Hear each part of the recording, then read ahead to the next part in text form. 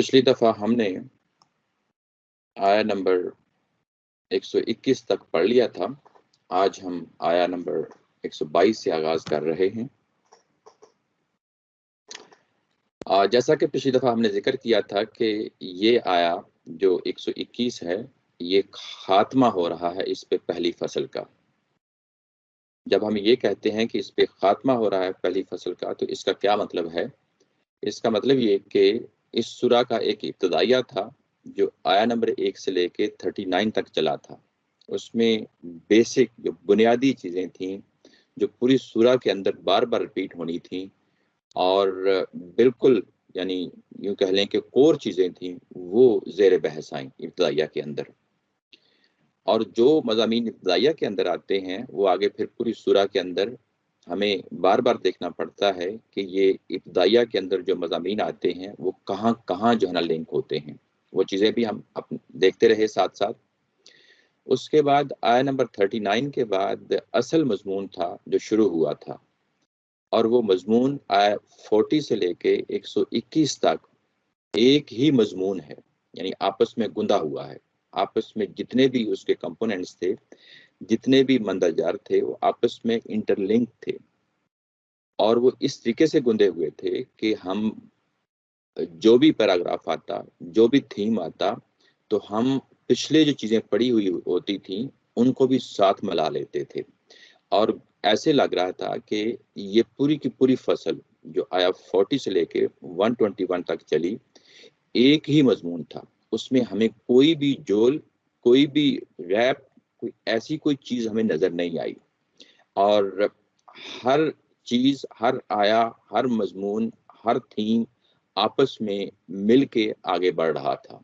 वो ये था कि इनको सबसे पहले यहूद को दावत दी गई, इस कुरान मजीद पे ईमान लाने की दावत दी गई, इस नबी पे ईमान लाने की दावत दी गई। और जो दावत देने का अंदाज था वो ये था कि तौरात के ज़रिए से था कि उस पे ईमान लाओ और जो कुछ उसके अंदर पेशन गोइयाँ लिखी हुई हैं उस पे भी अमल पैरा हो जाओ। और जब अमल पैरा हो जाओगे तो इस नबी तक पहुंच जाओगे, इस कुरान तक पहुंच जाओगे। जब उन्होंने इनकार कर दिया तो उसके बाद कुरान मजीद ने फिर इत्माम हुज्जत किया है। उन्हें 2 अदवार से गुजारा है। जो वो 2 अदवार हैं वो हमने पीछे देख लिए, राउंड्स थे जिसमें इन पे मुख्तलिफ पहलुओं से कभी नेमतों की बारिश जो हुई इन पे, उस पहलू को नुमाया किया गया। कभी इनकी जो तारीख में जहाँ जहाँ इन्होंने बगावत की और वहाँ वहाँ अल्लाह ताला की ज़ात ने इनके साथ क्या मामला किया, उन पहलुओं को लेते हुए कुरान मजीद आगे बढ़ा है। और जब पहली फसल का खात्मा होता है तो एक मजमून बड़ा नुमायां तौर पे सामने आ जाता है। वो ये इनका ज़ोम है, ये इनका यूं कह लें कि ख्याल है, वहम है। और ये ख्याल और वहम और ये ज़ोम अब उस हद तक पहुंच चुका है कि ये समझते हैं कि सिर्फ और सिर्फ यहूदी और नसरानी ही कामयाब होंगे जन्नत हासिल करने में। अल्लाह के नज़दीक अगर कोई मज़हब है तो ये 2 ही मज़ाहब हैं, यहूदियत और नसरानियत। इनके अलावा कोई और मज़हब नहीं है। और जो इन मज़ाहब के साथ जुड़ेगा वही कामयाबी और कामरानी के साथ हमकिनार होगा। जो इनसे हटेगा और जब हटेगा तो ज़ाहिर है कि वो खासिरून होंगे। ये चीज़ थी जिसको नुमायां किया गया और बताया गया कि नहीं, खासिरून जो है वो बेसिकली वो तासब के साथ जुड़ने वाले लोग हैं जिन्होंने अपने आप को यहूदियत और नसरानियत में बदल दिया। असल ये मज़हब जो है वो तो इस्लाम था। वो मज़हब अल्लाह के सामने सरेंडर करने का नाम था। अब ये जो पहलू है कि वो मज़हब जो अल्लाह के सामने सरेंडर करने का है, इस पहलू को अगली फसल में ले लिया। अगली फसल जो है वो अगर आप देखेंगे तो मुकम्मल एक वहदत है, पूरा एक यूनिट है। यानी उस यूनिट के अंदर भी ये चीज़ें आएंगी आपस में, जैसे कि लड़ियों में कोई चीज़ परोई हुई होती है। ऐसे ही आपको वहाँ पे मोती जो तस्बीह के दानों की तरह आपस में जुड़े हुए होते हैं, वैसे ही आपको दूसरी फसल के अंदर भी चीज़ें यानी मालूम और महसूस होंगी। दूसरी फसल भी इन्हीं यहूद पे इत्माम हुज्जत के दूसरे पहलू को ले लेती है। इब्राहीम अलैहिस्सलाम के पहलू से, तारीखी पहलू से कि इब्राहीम अलैहिस्सलाम कौन थे, जिनसे जो है ना तुम जाके जुड़ते हो, وہ کس مقام اور مرتبے پہ کھڑے تھے، ان کی اولاد کس مقام اور مرتبے پہ کھڑی تھی، وہ کس چیز کے پیروکار تھے، یہ وہ پہلو ہے، تاریخی پہلو، جس میں دوسری فصل میں اس چیز کو نمایاں کیا جائے گا۔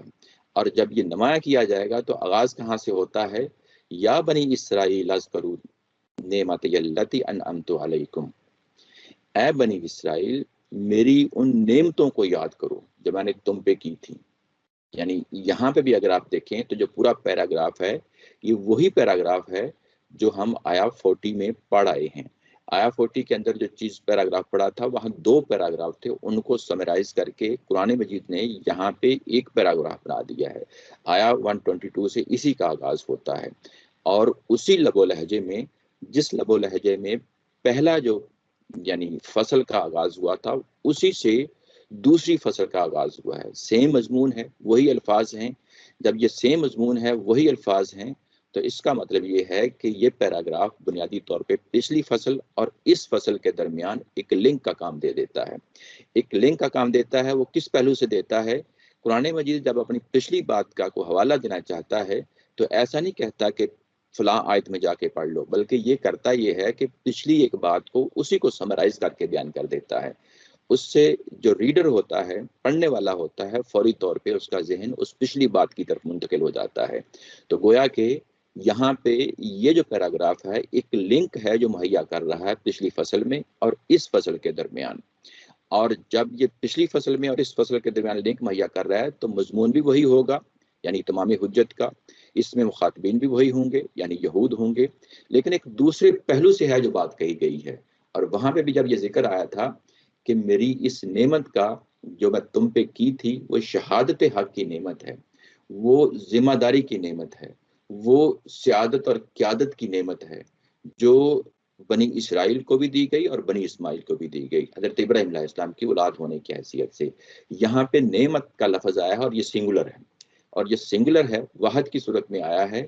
تو یہ کون سی نعمت ہے؟ اس کو اگلی جو واو کے بعد جو ہے نا اگلی فریز ہے اس میں کھولا ہے جا کے، لیکن اس سے پہلے کہ ہم اس کو دیکھیں، اس میں ایک خاص چیز ہے، وہ یہ کہ یہ میری نعمت تھی، آگے یا آیا ہے، اس کے بعد اس کو مزید جو ہے نا ایمفیسائز کیا ہے کہ التی انعمت علیکم، یہ میں نے ہی تم پہ جو ہے نا نعمت کی تھی، یہ نعمت کسی اور نے نہیں کی تھی، میرا ہی جو ہے نا وہ نعمت آپ پہ انعام و کرام کرنے کا پہلو ہے، یہ میرے فضل سے، میری عنایت سے ہوئی تھی، یہ محض اس بنیاد سے نہیں ہوئی تھی کہ تم ابراہیم کی اولاد ہو، تم پیغمبروں کی اولاد ہو، یہ اس پہلو سے یہ نعمت تم پہ نہیں ہوئی تھی، بلکہ یہ پہلو یہ ہے کہ یہ میں نے کی تھی، اس میں تمہارا کوئی استحقاق نہیں ہے کہ تم یہ دعویٰ کرو کہ ہم جو کچھ جی چاہیں کریں، ہم تو اولاد ہیں پیغمبروں کی، ہم تو نسل ہیں ابراہیم علیہ السلام کی، ایسا نہیں ہے، بلکہ یہ انعام و اکرام کا جو پہلو ہے وہ پہلو اسی پہلو سے ہے کہ یہ نعمت میری کی ہوئی نعمت تھی، اس میں تمہارا کوئی استحقاق نہیں ہے۔ اور اس کے بعد کہا کہ وَأَنِّي فَضَّلْتُكُمْ عَلَى الْعَالَمِينَ، اس کو جو پچھلی بات ہے اس کو کھولا ہے، اس کو کھولا ہے اور یہ کہا کہ میں نے تمام جہانوں پہ آپ کو چنا تھا، تمام جہان والوں پہ، دنیا والوں پہ آپ کو فضیلت دی تھی۔ یہاں پہ عالمین کا لفظ آیا ہے، عالمین جب بھی آتا ہے تو یہ کئی پہلوؤں سے آتا ہے، مختلف جگہ قرآن مجید میں، وہ یہ پہلو یہ بھی ہو سکتے ہیں کہ اس کائنات کے اندر جتنی بھی چیزیں ہیں ان کے لیے بھی یہ استعمال ہو جاتا ہے۔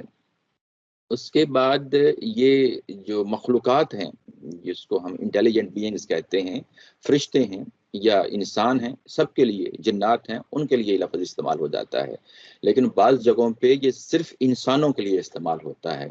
تو یہاں پہ جب عالمین کی بات کی گئی تو یہ انسان ہیں اسی دنیا کے اندر، اور بھی قومیں تھیں اور بھی انسان تھے، انسانوں کے گروہ تھے، ان تمام انسانوں پہ میں نے تمہیں فضیلت دی تھی۔ وہ فضیلت کیا ہے؟ وہ شہادت حق کی ذمہ داری ہے۔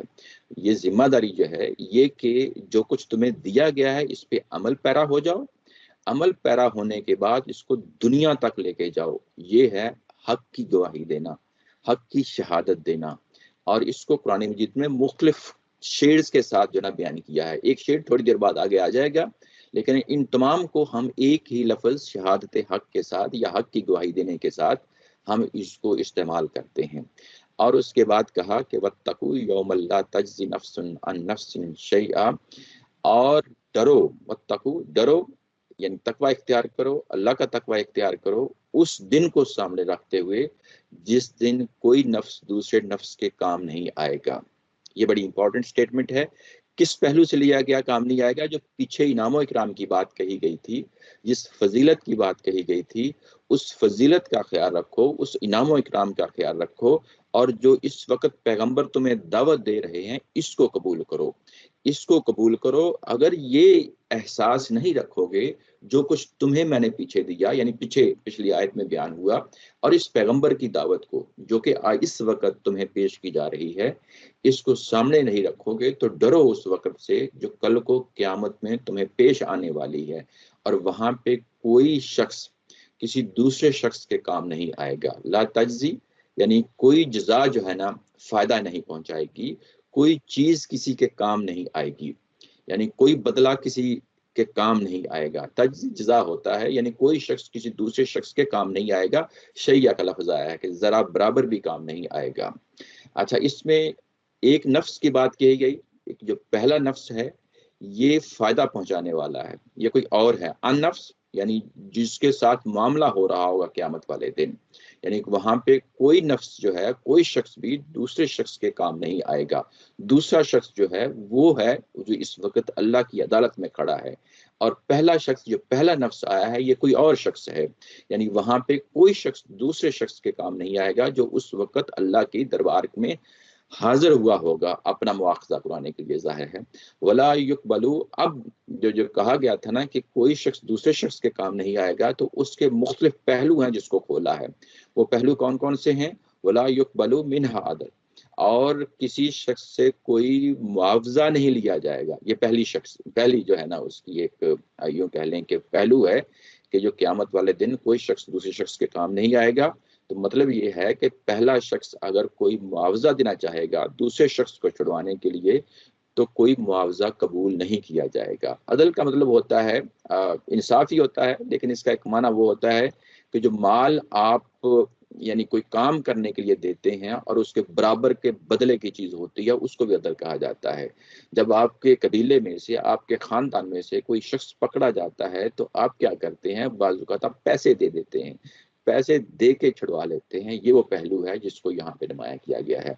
वला तनफ़उहा शफा, और वहां उस दिन कोई शफात भी काम ना आएगी, यानी कोई शफात किसी शख्स की तरफ से आने वाली शफात जो है वो भी वहां पे काम ना आएगी, यानी कोई और शख्स आएगा और आपके बिहाफ पे कोई अच्छे अल्फाज बयान कर लेगा तो वो भी वहां पे काम ना आएंगे। अच्छा, ये जो पहली फ्रेज थी कि वला युकबलु मिनहा अदल, तो ये हा जो प्रोनाउन है ये पहली जो आई थी ना, नफ्सुन अन नफ्सिन, पहला शख्स और दूसरा शख्स, पहले शख्स से जो है ना बात हुई थी। वला युकबलु मिनहा कि पहले शख्स से कोई मुआवजा कबूल नहीं किया जाएगा दूसरे शख्स को छुड़वाने के लिए। अब जो दूसरी दफा हा प्रोनाउन आया है तो ये पहले शख्स का के लिए नहीं आया बल्कि दूसरे के लिए आया है कि जो दूसरा शख्स उस दिन अल्लाह के हजूर खड़ा होगा उसको किसी और शख्स की शफात जो है ना कोई काम नहीं आएगी। वला हुम युनसरून, और उस दिन उनकी कोई मदद नहीं की जाएगी, उस दिन उनकी कोई मदद नहीं की जाएगी। यहाँ पे हुम का प्रोनाउन ले आया गया है, तो गोया कि ये यहूद को मुखातिब करके ये बताना मकसूद ये है कि तुम्हें वहां पे कोई छुड़ाने वाला नहीं होगा, ना ही कोई तुम्हें मुआवजा देगा, ना ही कोई शिफात देगा कि तुम्हारे लिए कोई अच्छे अल्फाज का इजहार कर सके, और ना ही कोई तुम्हारी वहां पे मदद की जाएगी। मदद की जाएगी जैसा कि जंगों के मैदान में होता है कि एक बंदा फंस गया है तो पूरा कबीला आके छुड़वा लेता था, जंग करके छुड़वा लेता था। तो ये वो पहलू है, यहाँ पे तीनों पहलू ले लिए गए, या तो मुआवजा होगा, या अल्फाज होंगे शिफात की सूरत में, या जो है ना आप जोर और जबरदस्ती करके किसी को छुड़वा सकते हैं। तो ये तीनों चीजें जो दुनिया के अंदर पॉसिबल इम्कानात हैं, पॉसिबिलिटीज हैं, उन तमाम तीनों को यहाँ पे डिनाई कर दिया गया है। डिनाई करने के बाद ये कहा कि जाहिर है नतीजा यही निकलता है कि उस दिन तुम्हारे अमाल हैं जो काम आएंगे, और जिस सूरत हाल में तुम इस वक्त जो है ना फंसे हुए हो वो ये कि तुम तुरात पे अमल पैरा हो जाओ اپنی ذمہ داری کا احساس کرو اور جس چیز کی تمہیں دعوت دی جا رہی ہے اس کو قبول کرو. اگر نہیں قبول کرو گے تو تمہارا وہاں پہ جو مواخذہ ہوگا وہاں پھر جو ہے نا نہ کوئی معاوضہ قبول کیا جائے گا، نہ شفاعت قبول کی جائے گی، اور نہ تمہیں کہیں سے کوئی مدد حاصل ہوگی. تمہیں صرف اور صرف اپنے اعمال کے ساتھ وہ سب کچھ سہنا ہے جو قیامت والے دن تمہارے ساتھ ہوگا. یہ پورا پہلا پیراگراف جو ہے یہ اگر آپ دیکھیں تو آیا 40 کے بعد جو آگے 2 پیراگراف آئے تھے ان کو سمرائز کر کے بیان کر دیا. یہاں پہ ایک چیز جو ہے بڑی نمایاں ہو رہی ہے، یہ چیز قرآن مجید پڑھتے ہوئے ہمیشہ سامنے رہنی چاہیے. وہ یہ ہے کہ یہاں پہ اگر آپ دیکھیں تو ذمہ داری کا بیان ہے اور دوسرا قیامت میں جواب دہی کا بیان ہے. یہ 2 پہلو ہیں جن کو بار بار اللہ تعالیٰ کی ذات سامنے لا رہی ہے بنی اسرائیل کے. یعنی اصل دعوت کیا ہے؟ یہی دعوت کہ تم اللہ کی وحدانیت کو قبول کرو، صالح اعمال کرو اور آخرت کو سامنے رکھو. یہ اصل دعوت ہے جو یہاں پہ پھر جو ہے نا نئے سرے سے بیان کر دی گئی ان کے سامنے. یعنی یہ کہ دنیا کے اندر جو تمہارا مقام اور مرتبہ ہے وہ محض ذمہ داری ادا کرنے سے ہوگا، نہ کہ اپنے آباء و اجداد کے ساتھ اس زوم میں رہنا کہ وہ ہمیں چڑھا لیں گے. وہ ہمیں کسی طور پہ نہیں چڑھا سکتے. جو بھی ذمہ داری ڈالی گئی ہے اس کو ادا کرنے کا نام ہے. جب آپ اس کو ادا کر لیتے ہیں اور قیامت کے اس تصور کو سامنے رکھتے ہیں کہ وہاں میں نے اکیلے حاضر ہونا ہے، میرے اعمال نے حاضر ہونا ہے، تو گویا کہ یہاں پہ بھی کور میسج جو ہے وہ یہی ہے: ایمان، عمل صالح اور قیامت.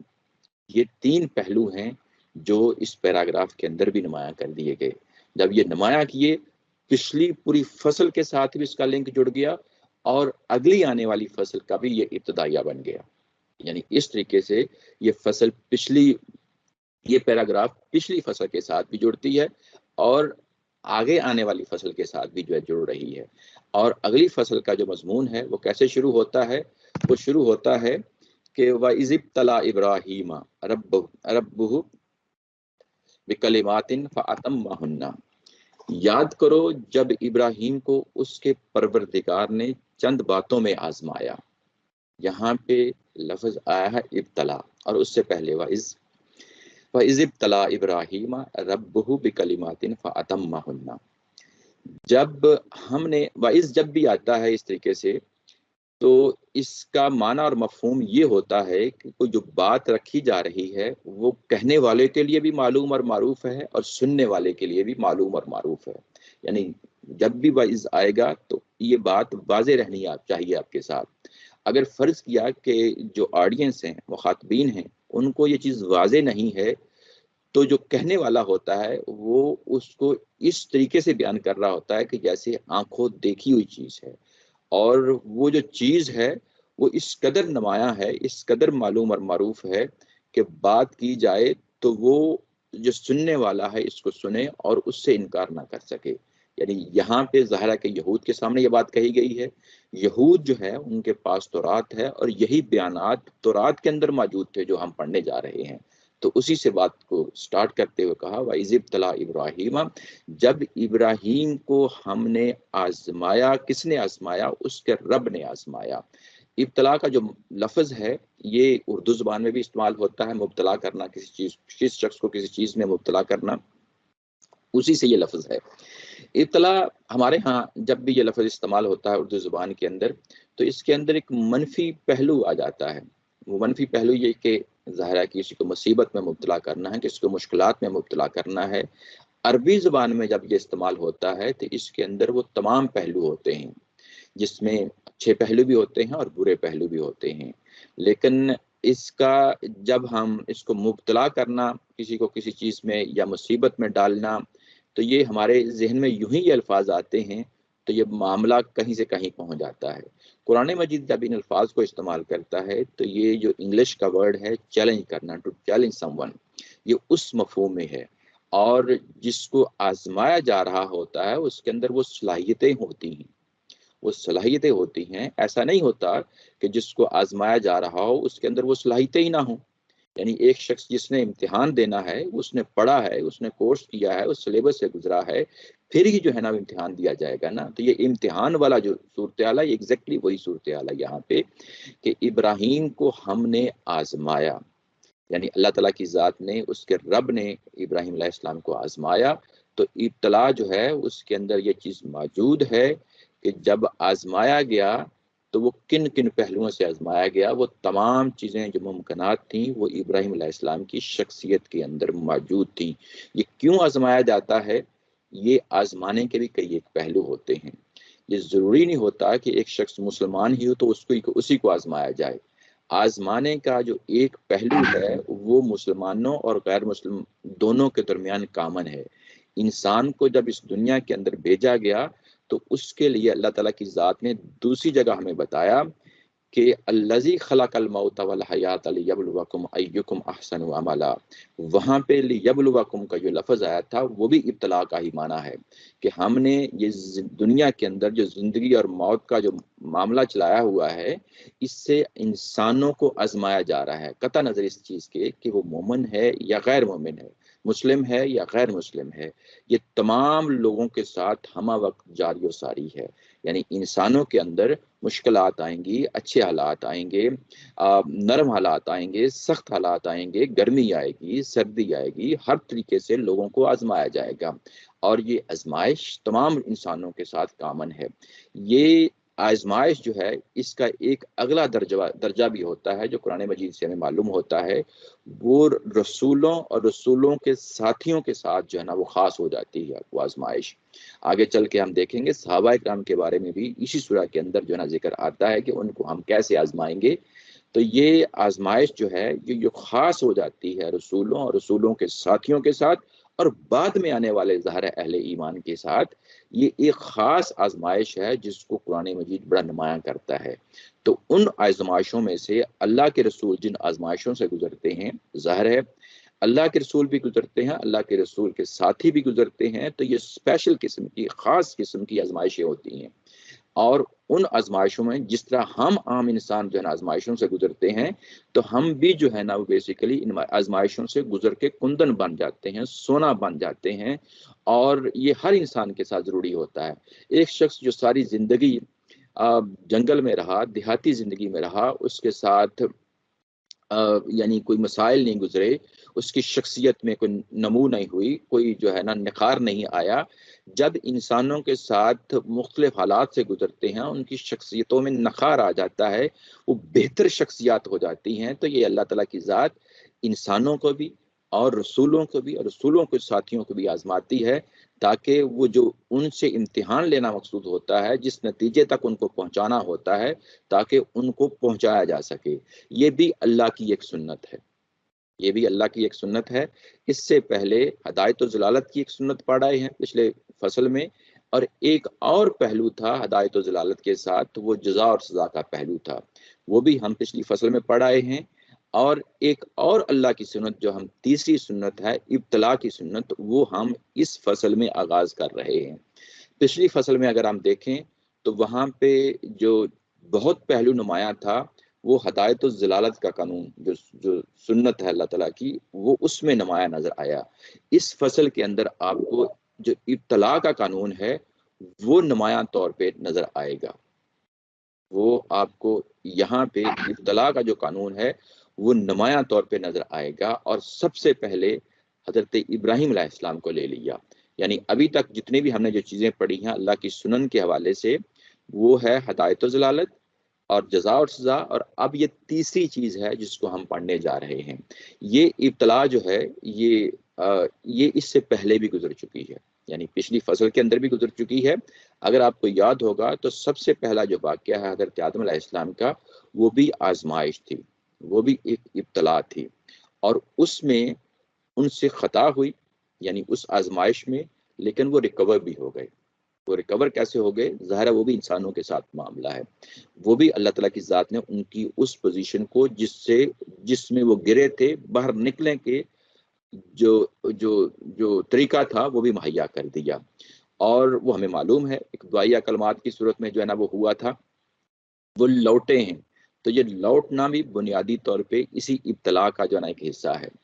اچھا، اس کے بعد دوسرا جو ابتلا کا پہلو تھا وہ ابلیس کے ساتھ معاملہ پیش آیا تھا. فرشتوں کے ساتھ بھی آیا تھا کہ یہ کہ آدم کو سجدہ کرو، اور اس آزمائش میں فرشتے تو کامیاب ہو گئے تھے اور وہ 100% کامیاب ہو گئے تھے، اور جو ابلیس تھا وہ 100% جو ہے وہ ناکام ہو گیا تھا. یہاں پہ اب آتے ہیں تو تیسری ابتلا ہے، تیسری آزمائش ہے. یہاں پہ بھی ایک انسان ہے جس کے سامنے یہ آزمائشیں جو ہے نا گزر رہی ہیں، اور وہ انسان ایک رسول کی ذات ہے. یعنی ان پہلوؤں سے بھی جب ہم دیکھتے ہیں تو یہ چیز ہمارے سامنے نکھر کے سامنے آ جاتی ہے کہ فرشتوں کے ساتھ معاملہ ہو تو وہ کیسے کامیاب ہوتے ہیں. آدم علیہ السلام کے ساتھ معاملہ ہو، خطا ہوتی ہے، اس کے بعد وہ دوبارہ اپنی پوزیشن کو بحال کر لیتے ہیں. یعنی ایک طرح ان کے ساتھ یعنی ڈگمگا جاتے ہیں اور اس کے بعد دوبارہ ان کی پوزیشن جو ہے نا وہ بحال ہو جاتی ہے. یہ دوسرا پہلو ہے جو انسانوں کے ساتھ ہوا. تیسرا پہلو جو ہے انسانوں کے ساتھ وہ یہاں پہ ایک ابراہیم ہے، ایک انسان ہے، بحیثیت انسان کے وہ آزمائش میں گزرے ہیں، اور ان کے لیے لفظ استعمال ہوا ہے فَأَتَمَّهُنَّ، اور انہوں نے وہ جو آزمائشیں پیش آئی تھیں ان کو پورا کر دکھایا، یعنی ان پہ مکمل طور پہ کام. سر بتا دیں پلیز. جی جی، سوال کیا جی؟ ابتلا سے کیا مراد ہے؟ ابتلا جو آپ کہہ رہے ہیں. جی، ابتلا آزمائش ہے، کسی کو چیلنج کرنا. یہ اردو میں بھی استعمال ہوتا ہے، جیسے کسی کو کسی چیز میں مبتلا کر دینا، یہ وہی لفظ ہے. ٹھیک، تھینک یو. جی جی، وہی لفظ ہے. اچھا، اس میں یعنی ابھی تک ہم نے دیکھا آدم علیہ السلام کے ساتھ معاملہ ہوا، ابلیس کے ساتھ معاملہ ہوا، اس رسول کے ساتھ جو ابراہیم علیہ السلام ہے ان کے ساتھ معاملہ ہوا ہے. اس کے ساتھ ایک پوری کی پوری قوم کے ساتھ معاملہ ہوا ہے، بنی اسرائیل کے ساتھ. وہاں پہ بھی دیکھیں تو بنی اسرائیل بھی کبھی اٹھتی رہی ہے، یعنی کہ اس آزمائشوں میں گزری، اور گزرنے کے بعد اللہ کے رسولوں کے ساتھ کھڑی ہوتی رہی تو انعام و اکرام کی بارشیں ان پہ ہوتی رہیں. لیکن جب وہ منہ موڑ گئی، وہ رسولوں کے قتل کرنے کے در پہ ہو گئی، اس رسول کو نقصان کرنے کے در پہ ہو گئی، تو وہ کیسے ناکام ہوتی ہے. ابھی تک ہم نے 4 فریق ہیں جن کو مختلف صورتحال سے جو ہے نا نمٹنا پڑ رہا ہے. آدم علیہ السلام، ابلیس، فرشتے، بنی اسرائیل، اور اب ابراہیم علیہ السلام ہیں. ابراہیم علیہ السلام کے ساتھ جب یہ معاملہ ہوا تو انہوں نے یہ تمام چیزیں جو ان کے سامنے آئیں ان کو یعنی ایک احسن طریقے سے مکمل کر دیا. لفظ آیا ہے فَأَتَمَّهُنَّ، یعنی ان کو اتمام تک پہنچایا. اتمام تک پہنچایا یعنی یہ جو لفظ ہے اتمہن، یہ اس کا مطلب ہوتا ہے مکمل کر دینا، اتمام تک پہنچا دینا. یعنی مکمل کر دینا، یہ قرآن مجید کے اندر اکملہ کا لفظ بھی آتا ہے اور اتمہ کا لفظ بھی آتا ہے. یعنی یہ 2 لفظ جو ہیں تمام کرنا اور مکمل کرنا، یہ دونوں لفظ قرآن مجید میں استعمال ہوئے ہیں. دونوں کا معنی مکمل کرنا ہی ہوتا ہے، لیکن دونوں میں بڑا فرق ہوتا ہے. وہ بڑا فرق کیا ہے؟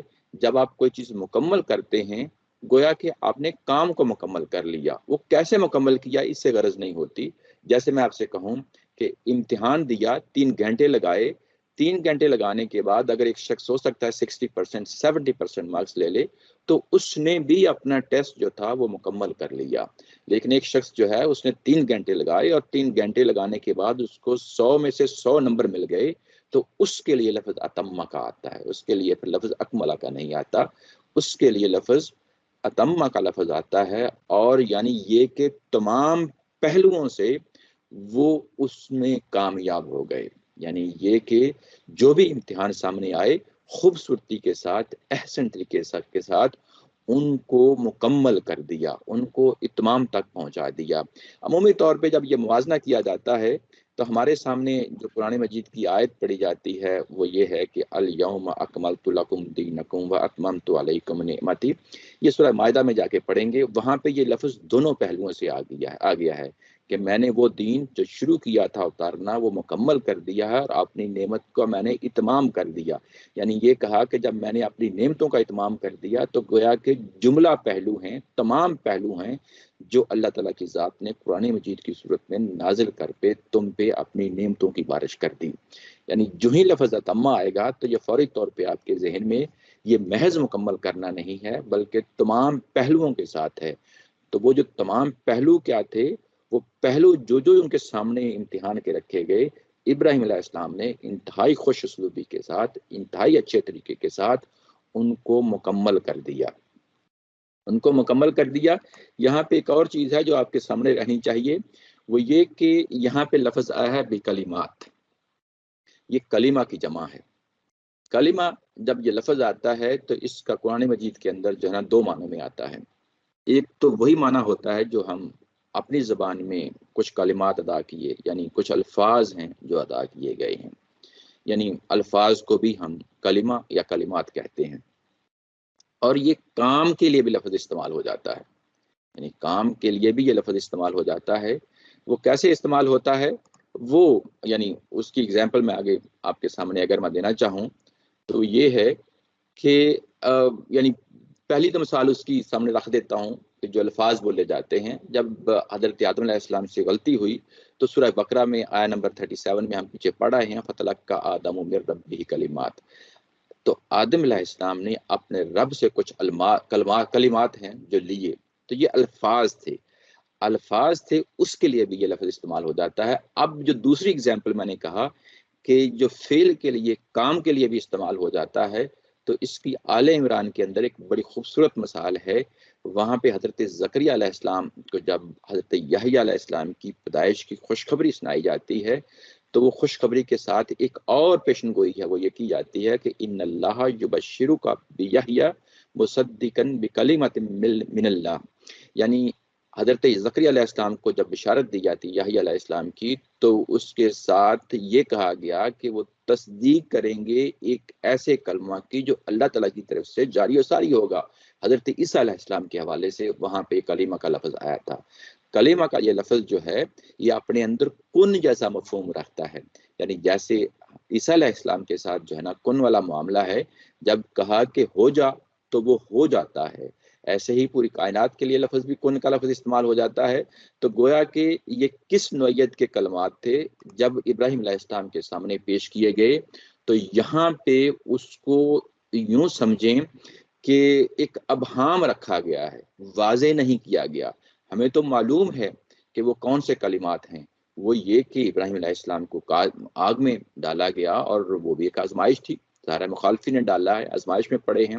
اس کے بعد وہ اپنے علاقے کو چھوڑ کے ہجرت کر کے دوسرے علاقوں میں آ گئے ہیں، یہ ایک دوسری آزمائش تھی۔ اس کے علاوہ کئی اور آزمائشیں جو ہے نا قرآن مجید میں ذکر آتا ہے، اور سب سے اہم آزمائش جو ہے وہ یہ ہے کہ انہوں نے اپنی زندگی میں ایک مرحلے پہ جب خواب دیکھا، اور خواب جو ہوتا ہے وہ نبیوں کا وہ ایک نبوت کا حصہ ہوتا ہے، وہ خواب یہ تھا کہ اپنے بیٹے کو ذبح کر رہے ہیں، اس کی قربانی دے رہے ہیں، تو وہ بھی عملاً کر کے دکھا دی، وہ بھی عملاً یعنی گو کہ اس کی دمبا اس کی جگہ پہ اللہ تعالیٰ کی ذات نے نازل کر دیا، لیکن یہ کہ انہوں نے وہ عملاً کر کے دکھا دی۔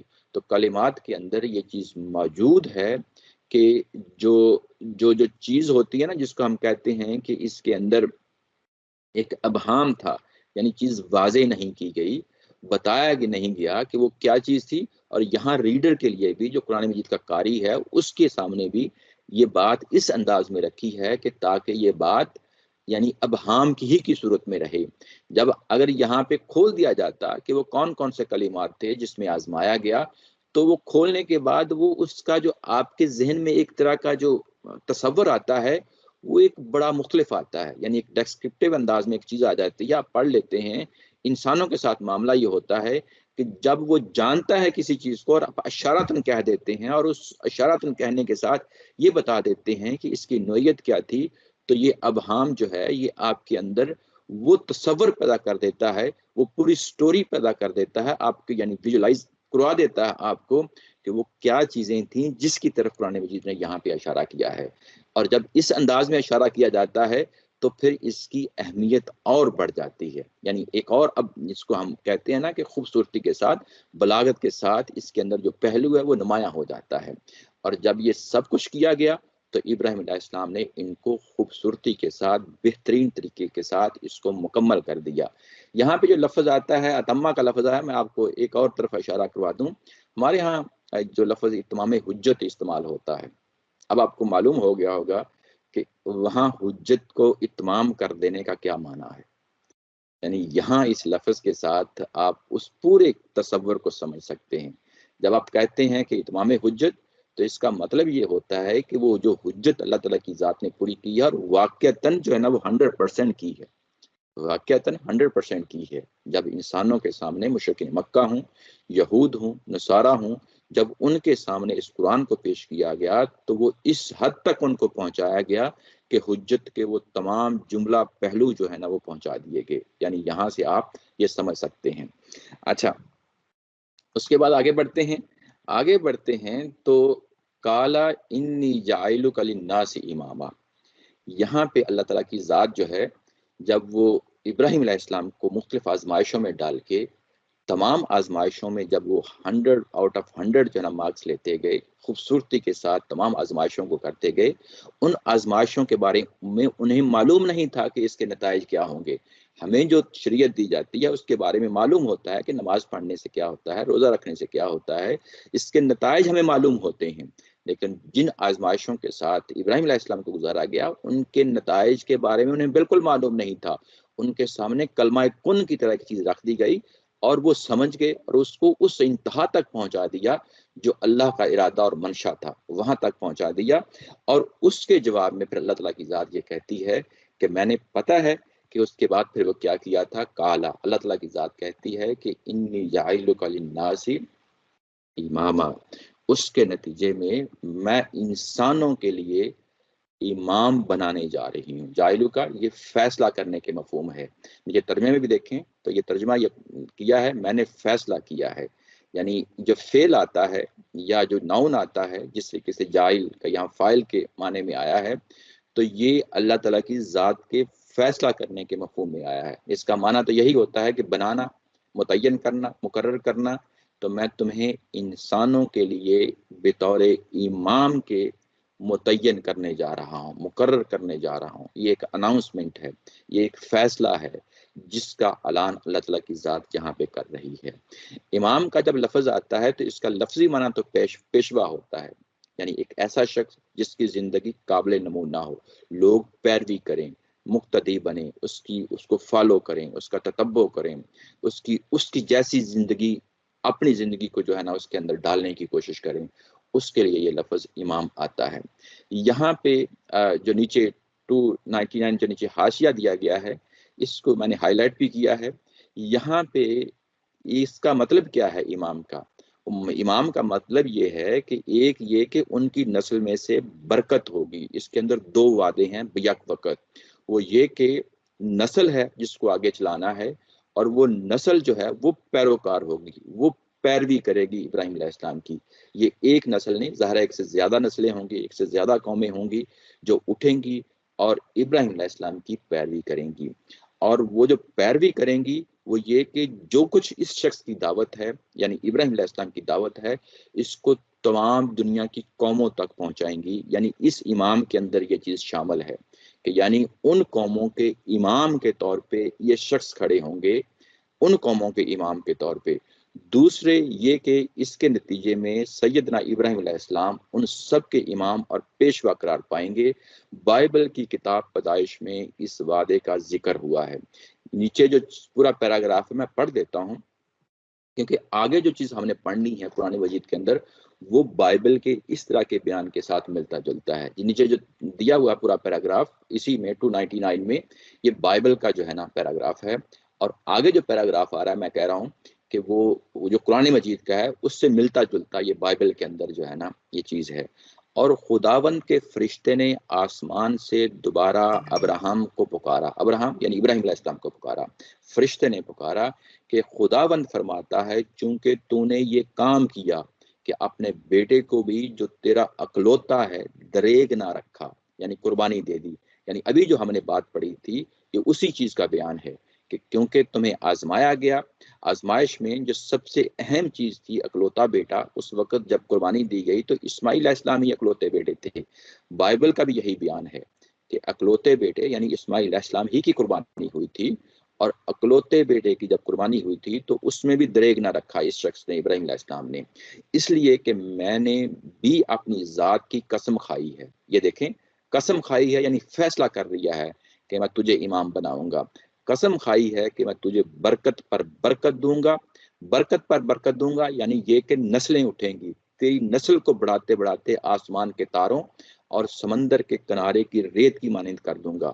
یعنی یہاں پہ جو جو الفاظ استعمال ہوئے ہیں کہ آسمان کے تاروں کی مانند اور سمندر کے کنارے کی ریت کی مانند کر دوں گا، یعنی یہ کہ ان کا چمکنا دمکنا وہ دنیا کے ہر کونے میں چمکے دمکیں گے، یعنی ان کی تعداد اتنی بڑھ جائے گی، ریت کی مانند کر دوں گا کہ یعنی ریت کے ذرات کی مانند وہ اتنی پاپولیشن ہوگی دنیا کے ہر کونے میں، بنی اسرائیل ہوں یا بنی اسماعیل ہوں، ہر جگہ جو ہے نا وہ موجود ہوں گے، اور تیری اولاد اپنے دشمنوں کی پھاٹک کی مالک ہوگی، یعنی کہ دشمن بھی اس سے لرزہ بر اندام ہوں گے، اور تیری نسل کے وسیلے سے زمین کی سب قومیں برکت پائیں گی، سب قومیں برکت پائیں گی، یعنی یہ کہ وہ بھی اسلام قبول کریں گی، یا تو اسلام قبول کریں گی یا جو ہے نا دشمن بن جائیں گی، کیونکہ تو نے میری بات مانی۔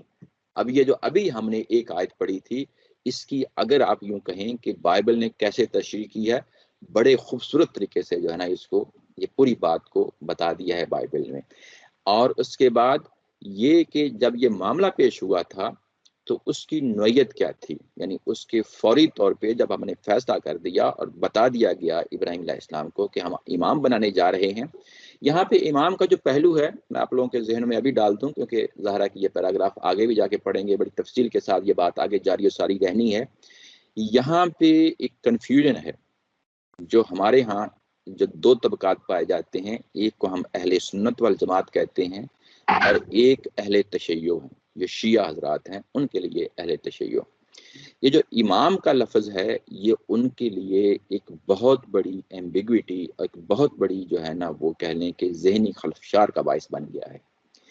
ان کے ہاں جو ان کی کتابیں ہیں، میں ظاہر ہے تفسیریں بھی پڑھ، یعنی اس جگہ کے لیے میں نے ان کی تفسیروں کو بھی کنسلٹ کیا ہے، وہ کیا کہتے ہیں جو اہل تشیع ہیں، وہ جو ان کے ہاں امامت کا تصور پایا جاتا ہے اس کے لیے قرآن سے جب وہ حوالہ لاتے ہیں تو یہ جو جگہ ہے جس جگہ پہ اب ہم پڑھ رہے ہیں، یہ کور آیا ہے جس کو وہ اپنے اس یعنی مقدمے کے لیے بنیاد بناتے ہیں، مقدمے کے لیے بنیاد بناتے ہیں۔ وہ کہتے یہ ہیں کہ امام ایک مرتبے کا نام ہے، امام ایک عہدے کا نام ہے، یہ کم ملتا ہے، پہلے ایک شخص نبی ہوتا ہے، اس کے بعد رسول ہوتا ہے، وہ کیٹیگرائز کرتے ہیں ان تمام مرتبوں کو، پہلے نبی ہوتا ہے، پھر رسول ہوتا ہے، پھر وہ خلیل ہوتا ہے، اور سب سے اعلیٰ و عرفہ مقام امام کا ہوتا ہے، یعنی چوتھے لیول پہ۔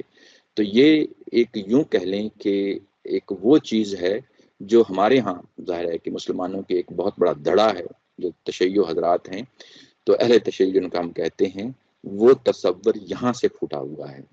کیا وہ جو کچھ کہہ رہے ہیں اپنے اماموں کی امامت کو ثابت کرنے کے لیے اس لفظ کا جو سہارا وہ ڈھونڈتے ہیں، کیا وہ ان لوگوں کو اس کا سہارا مل جاتا ہے؟ ہرگز نہیں ملتا۔ اس میں کچھ چیزیں ہیں جو اسی آیا نمبر 124 کے اندر ہی آپ کو مل جائیں گی، آگے بھی ظاہر ہے اس کی پوری وضاحت آئے گی، لیکن اسی آیا کے اندر 124 کے اندر اس کو ہم دیکھتے ہیں، آپ لوگوں کو معلوم ہوگا اور آپ محسوس کریں گے کہ یہ کیسا جو ہے نا گھٹیا اور بھونڈا قسم کا جو ہے نا یہ تصور ہے، اس کا کوئی تصور، اس تصور کا قرآن مجید کے ساتھ کوئی لینا دینا نہیں ہے۔ سب سے پہلے یہ چیز یاد رکھیں کہ انبیاء اکرام کے ساتھ، رسولوں کے ساتھ یا ان سے متعلقین افراد کے ساتھ جو کچھ بھی معاملہ ہوا، جیسے سیدہ مریم کے ساتھ معاملہ ہوا، اللہ تعالیٰ کی ذات نے ان کے پاس بھی فرشتے بھیجے تھے، ایسے ہی حضرت موسیٰ علیہ السلام کی والدہ کے ساتھ معاملہ ہوا، ان کو بھی کہا گیا کہ اپنے اس بیٹے کو اس جو ہے نا دریا کے اندر ڈال دیں، کسی چیز میں ڈال کے ڈال دیں، تو وہ جو معاملہ کیا گیا وہ ہمیں قرآن نے بتا دیا۔ یا اصحاب کہف ہیں، ان کے ساتھ جو معاملہ ہوا وہ بھی ہم کو قرآن نے بتا دیا۔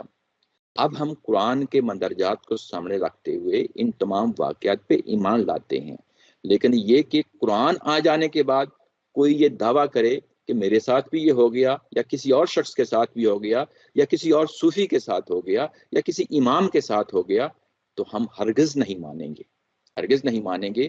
یہ کہ انسانوں کو دھوکا ہو سکتا ہے، انسانوں کے ساتھ ان کے دماغ کی اپنی کوئی جو ہے نا وہ کوئی ایسے زوم، کوئی ایسے خیال، کوئی ایسے تصور ہو سکتا ہے، ہم نہیں مانیں گے۔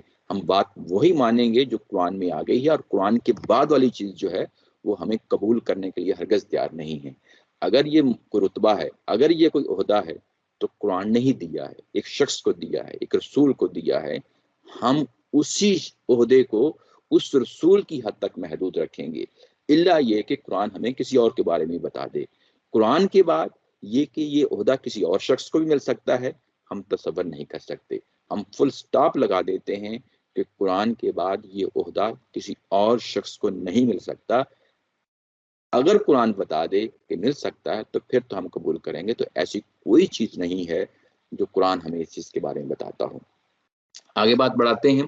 آگے یہ کہا کہ کالا و من ذریتی، یہ ابراہیم علیہ السلام ہیں، سوال اٹھاتے ہیں کہ میری اولاد میں سے بھی، میری اولاد میں سے بھی۔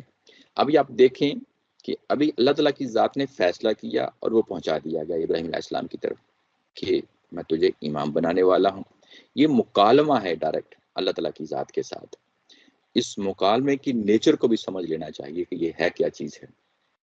دیکھیں، ایک رسول کے ساتھ بات ہو رہی ہے، اللہ تعالیٰ کی ذات کی بات ہو رہی ہے، براہ راست بات ہو رہی ہے، اور وہاں پہ سوال کیا ہے۔ یہ جو جگہ ہوتی ہیں نا جس میں اللہ کے رسول سوال کر رہے ہوتے ہیں، فرشتے سوال کر رہے ہوتے ہیں، جیسے پیچھے ہم نے خلیفہ کو بنایا، فیصلہ کیا حضرت آدم علیہ السلام کو اور اس کی اولاد کو خلیفہ بنایا، تو وہاں پہ بھی ایک یہ صورتحال پیدا ہو گئی تھی۔ وہاں پہ فرشتوں نے سوال کیا تھا، اور اس کی کیا نوعیت تھی بڑی تفصیل کے ساتھ ہم ظاہرہ پیچھے دیکھ آئے ہیں۔ یہاں پہ بھی خلیفہ ہی کی طرح کا لفظ ہے امام، اور یہاں پہ اب جن کے ساتھ معاملہ ہونے جا رہا ہے وہ حضرت ابراہیم علیہ السلام ہیں، وہ سوال کر رہے ہیں۔ وہاں تو فرشتوں نے سوال کیا تھا نا، یہاں پہ ابراہیم علیہ السلام ہیں، وہ سوال کر رہے ہیں ایک مکالمے کی صورت میں۔ اور جب یہ سوال کر رہے ہیں تو وہ یہ کہتے ہیں کہ میری اولاد میں سے بھی، تو کیا یہاں پہ کوئی سوال اس نوعیت کا ہے کہ جس طرح فرشتے بات کو نہیں سمجھے تھے، ابراہیم علیہ السلام بھی اس بات کو نہیں سمجھے؟ نہیں، ہرگز نہیں ہے، کیونکہ یہ وہ مقام ہے۔ یہاں پہ تھوڑا سا غور و فکر کریں تو آپ کو الفاظ ہی جو ہے نا بول کے بتا دیتے ہیں کہ اس چیز کی نوعیت کیا تھی۔ یہاں پہ لفظ آیا ہے من ذریتی، یعنی میری اولاد میں سے، من کا لفظ آیا ہے، من ان کا لفظ نہیں آیا کہ میری اولاد کا کیا بنے گا، یہاں من آیا ہے۔ سوال کرنے والے کو معلوم ہے کہ جب مجھے امام بنایا جا رہا ہے تو اس امام لفظ کے اندر وہ تمام چیزیں جو چیزیں تھیں وہ رسول اس تک پہنچ گئے، یعنی ابراہیم علیہ السلام اس چیز تک پہنچ گئے۔ وہ کیونکہ بات عمومی نوعیت کی تھی، بات اس انداز میں رکھی گئی تھی، تو اب ابراہیم علیہ السلام پریسیژن چاہ رہے ہیں، پریسائزلی اس چیز کو ڈیفائن کرنا چاہ رہے ہیں کہ جس چیز کا میرے ساتھ جو ہے نا وعدہ کیا جا رہا ہے آگے ظاہر آگے نسلوں میں بھی چلے گا، یہ تو نہیں ہے کہ یہ صرف میری ذات تک ہی رہے گا۔ یعنی ایک شخص جب امام بنایا جاتا ہے تو وہ امام ہونے کا ایک تو مطلب یہ ہے کہ اسی دنیا کے اندر جب تک وہ زندہ ہے امام رہے گا، اس کے بعد امامت ختم ہو گئی۔ لیکن ظاہر ہے کہ یہاں پہ ایک رسول کو امام بنایا جا رہا ہے، آگے امت چلنی ہے، امتیں چلنی ہیں، قومیں آنی ہیں، ان سب کے لیے امام ہونا ہے۔ تو ان تمام پہلوؤں کو پا گئے ابراہیم علیہ السلام۔ جو پیچھے چیزیں بیان کی گئی تھیں، اللہ تعالیٰ کی ذات نے بیان کی، وہ ہر طریقے سے انہوں نے پوری کر ڈالنی۔ یعنی وہ سمجھے تھے تو پھر ہی جو ہے نا پوری کی تھی نا، اگر وہ نہ سمجھے ہوتے تو کیسے جو ہے نا ان چیزوں کو پوری نہ کرتے۔ تو یہاں پہ کوئی سمجھنے کا سوال نہیں ہے، یہ چیز ذہن میں پیدا نہیں ہونی چاہیے، یہ سمجھنے کا سوال نہیں ہے، بلکہ اس پریسین کے لیے ہے کہ میری جو آگے نسلیں چلنی ہیں اس کے بارے میں مجھے پریسائزلی بتا دیں کہ وہ کون لوگ ہوں گے، وہ کون لوگ ہوں گے۔ یہ یعنی ایک وہ پہلو ہے جس کو نکھار کے یعنی اس کو سامنے لانا چاہتے ہیں، وہ کیا کون سے لوگ ہیں۔ آگے سے جو جواب ملتا ہے، کیونکہ جو سوال ہوتا ہے وہ اس کا جب جواب آتا ہے تو اس سے ہمیں پتہ چل جاتا ہے کہ سوال کی نوعیت کیا تھی۔ آگے جواب آیا ہے اللہ تعالیٰ کی طرف سے، جواب یہ آیا ہے کہ کالا لا ینال عہد الظالمین، یہ عہد جو ہے میرا ان میں سے ظالموں کو شامل نہیں ہے۔ یہ ترجمہ کیا گیا ہے کہ ان میں سے ظالموں کو شامل نہیں ہے۔ یعنی اگر آپ یہاں پہ غور و فکر کریں اسی آیا کے اندر، تو ایک تو طریقہ تھا ڈسکرپٹیو، یعنی ایک پازیٹیولی بات پازیٹیو سٹیٹمنٹ کے ساتھ بیان کر دی جاتی کہ تمہاری امت میں سے جو تمہارے پیروکار ہوں گے وہی جو ہے نا اس امامت کی حقدار ہوں گے. یعنی یہ تو ایک مثبت طریقے سے بات کرنے کا طریقہ ہے نا.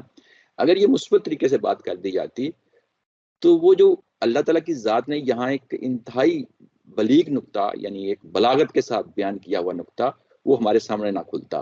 لیکن جب جواب آیا ہے تو وہ انتہائی ایک بلاغت کے ساتھ ادا کیا ہوا ایک جملہ ہے جو سامنے آتا ہے. وہ کیا ہے کہ یہ جو امامت کا تصور ہے پیچھے، یہ عہد ہے، میثاق ہے، یہ ذمہ داری ہے. یعنی اب لفظ امام کو بھی کھول دیا کہ اس کا کیا معنی ہے. یہ بڑی اہم پوائنٹ ہے. یعنی یہ ذمہ داری ہے، یہ میثاق ہے، یہ عہد معاہدے کی چیز ہے. اور یہ عہد معاہدے انسان قبول کریں گے تو وہ صالحین میں سے ہو جائیں گے، نیکوکار پرہیزگار ہو جائیں گے. اور جب وہ اس کا انکار کریں گے تو وہ ظالمین ہو جائیں گے، اپنی جانوں پہ ظلم ڈھانے والے ہو جائیں گے. یعنی عہد معاہدے کو توڑنے والے پچھلی پوری فصل میں ہم نے دیکھا ہے کہ کون لوگ ہیں. یہی بنی اسرائیل ہیں جو قدم قدم پہ ڈگمگائے، اور ایسے ڈگمگائے، ایسی ٹھوکر کھائی کہ وہ ظالمین کہلائے. یعنی یہ بات ہے جس کو یہاں پہ نمایاں کیا جا رہا ہے. وہ پہلو ہے جو امامت کا، یعنی ابراہیم علیہ السلام یعنی جس امامت کے منصب پہ قائم و دائم ہوئے، وہ آزمائشوں سے گزرے ہیں. ان پہ کئی ایک جو ہے نا آزمائشیں آئی ہیں، اور وہ ان آزمائشوں کو چیلنج کے طور پہ قبول کیا ہے اور ان کو عملاً کر دکھایا ہے. ان کو اس منصب پہ کھڑا کر دیا ہے کہ جب کہ ان کی نسلوں میں سے قومیں اٹھیں گی، اور قومیں اٹھیں گی تو اس شخص کو، ابراہیم علیہ السلام کو، اپنا امام مانیں گی، پیشوا مانیں گی، اور وہ صالحین ہوں گی. اور یہ اصلاً میں ہے کیا چیز ہے؟ یہ عہد ظالمین، یعنی عہد کا لفظ ہے. عہد کے لفظ سے ساری سٹوری کا ہمیں پتہ چل جاتا ہے کہ اصل میں امام کا جو تصور ہے وہ کیا چیز کا تصور ہے. یہ ایک ذمہ داری ہے. اور یہ کہ یہ ذمہ داری کون اٹھائیں گے؟ یہ انفرادی لوگ نہیں اٹھائیں گے. یہاں پہ بھی یاد رکھیں، جو اہل تشیع کا تصور ہے وہ انفرادی لوگوں کا تصور، یعنی وہ امام ہونا، جو 12 امام ہے جیسے جو ہے نا ان کے یہاں پایا جاتا ہے، وہ انفرادی لوگوں کا تصور ہے. یہاں پہ ظالمین لا کے اس کے مقابل میں صالحین کا لفظ ہے. یعنی قرآن مجید اپنے اپوزٹس کے اندر وہ چیز نمایاں کر دیتا ہے. یعنی جو اس عہد پہ عمل پیرا ہو جائیں گے، اس پہ عمل پیرا ہونے کے بعد اپنی زندگی کو نکھاریں گے، اور نکھارنے کے بعد دوسروں کی زندگیوں کو نکھارنے کے لیے دعوت کے میدان میں اٹھ کھڑے ہوں گے. یہ وہ پہلو ہے جس کو ہم شہادت حق کہہ رہے ہیں. شہادت حق کی گواہی دینے والے ہی اصل میں امام ہیں. اس سے پہلے جو ہم نے ابھی جو پچھلا پیراگراف پڑھا تھا وہ کیا تھا؟ بنی اسرائیل کو یہی کہا جا رہا تھا نا کہ میری نعمت، وہ نعمت کیا ہے؟ وہ امامت ہی کی تو نعمت ہے، صالحین ہونے ہی کی تو نعمت ہے، عہد معاہدے کو پورے کرنے ہی کی تو نعمت ہے. یعنی پیچھے بنی اسرائیل کھڑی ہے، اور اس آیت کے بعد 2-4 آیتوں کے بعد بنی اسماعیل کھڑی ہو جائے گی. تو گویا کہ پیچھے بنی اسرائیل کی صورت میں امامت ہے، آگے جو ہے وہ بنی اسماعیل کی صورت میں امامت جو ہے نا سامنے آ جائے گی. امام درمیان میں ابراہیم علیہ السلام ہیں، اور اس کے بعد ذریت ہے. ذریت یا تو صالحین لوگوں میں سے ہوگی یا جو ہے نا ظالمین لوگوں میں سے ہوں گی. بنی اسرائیل نے اپنے آپ کو ثابت کر دیا کہ وہ ظالمین میں سے ہیں، اور ظاہر ان کے اندر کسی زمانے میں صالحین بھی رہے ہوں گے. اور اب آگے آنے والی جو اگلی قوم ہے بنی اسماعیل کی، وہ بھی صالحین میں سے ہے. تو یہاں پہ قوموں کا معاملہ ہے، قوموں کے اوپر ایک امام کھڑے ہیں ابراہیم علیہ السلام. اور یہ جتنی بھی قومیں ہیں، خواہ وہ نصارہ کی صورت میں ہو، خواہ وہ بنی اسرائیل کی صورت میں ہو، خواہ وہ بنی اسماعیل کی صورت میں ہو، بنی اسرائیل، بنی اسماعیل، نصارہ، یہ تمام کے تمام جو امتیں ہیں، تمام کے تمام انسانوں کے گروہ جو ہیں، یہ سب دعویٰ کرتے ہیں کہ ہمارے سب کے اوپر ایک ہی شخص جو ہے امامت کے منصب پہ کھڑا ہے، وہ ابراہیم علیہ السلام ہیں.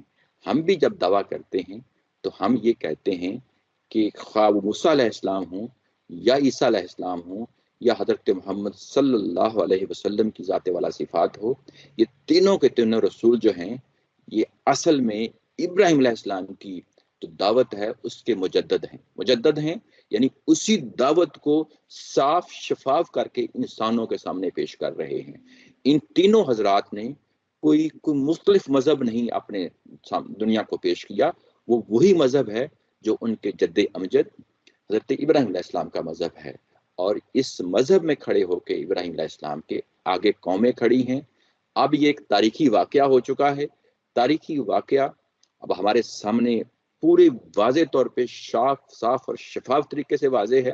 وہ کیا ہے کہ قومیں وہ نصارہ کی صورت میں ہوں، بنی اسرائیل کی صورت میں ہوں، بنی اسماعیل کی صورت میں ہوں، اور ان کے اوپر واحد ایک امام ہے، جو اس آیا کے اندر بڑی تفصیل کے ساتھ جو ہے نا ہم نے زیر بحث لائے۔